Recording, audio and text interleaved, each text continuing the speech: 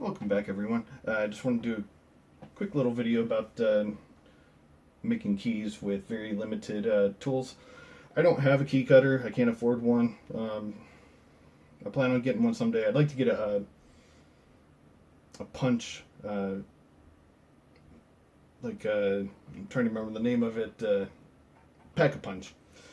Love to get one of those. You can get all kinds of accessories to make your own keys and everything. But for now, I just use Dremel and files. I only recently started using the Dremel. I normally would make all my keys using files alone.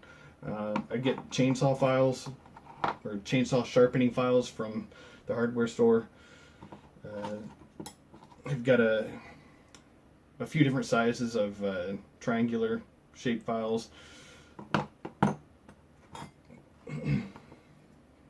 There's small, it's almost like a bastard file, and then of course I've got other. These are most of these are Nicholson brand, and Nicholson I think makes the best hand files. But anyhow, I'm gonna go ahead and get started here. I'm gonna be mailing a package out tomorrow to a guy that sent me a couple locks a number of weeks back, and I've been making him some pins, some various other things. Sending him a Yale lock in return. So I wanted to send him a number of keys along with some pins as rekey kits. So I've already got one key here that I duplicated myself. I just hand cut it one day. And then I've got these other two here. I'm going to go ahead and cut those out now. So the first thing I'll do is I'll just rough shape it with the Dremel. What I did was I took my other keys that I have for myself and drew the outline of the key bitting from the other key in Sharpie. And it stays on there pretty well. I let it dry overnight. So anyhow, here we go.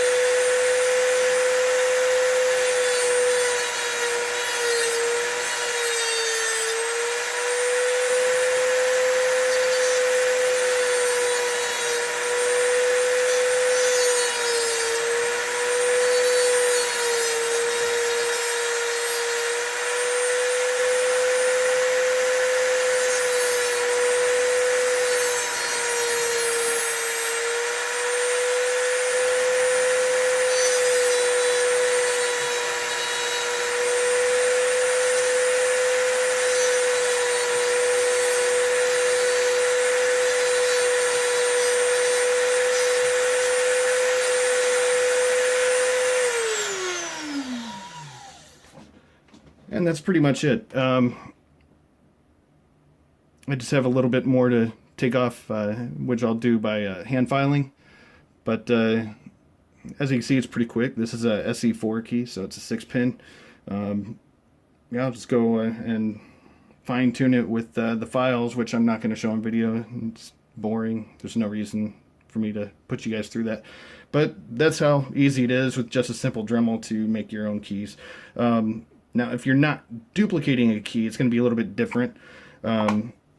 What you can do is you get depth and space keys. I've got a whole set here. So it's got 0 bitting all the way through number 9 for, you know, this is a Schlage. And you can use these for both SC1 and SC4. So if you go to buy these, don't buy the SC1 because they're going to have the same depth and spacing. It's just you're not going to have the last bitting. So yeah, if you wanted to, you could use this and then draw out each outline with a fine tip Sharpie, and that would work just fine. And you know, of course, you want to use a key gauge to make sure that you're getting accurate valleys and everything. I just use this one. I've got another one that's it's got like 6 different manufacturer combinations on there. So that's it. I'll go ahead and get that hand filed. I'll get the other key cut. Those will be out on their way tomorrow. Anyhow, thanks for watching. If you like, hit that like button. Please subscribe. Stay safe and legal, of course. And I'll see you guys around next time. Thanks for watching.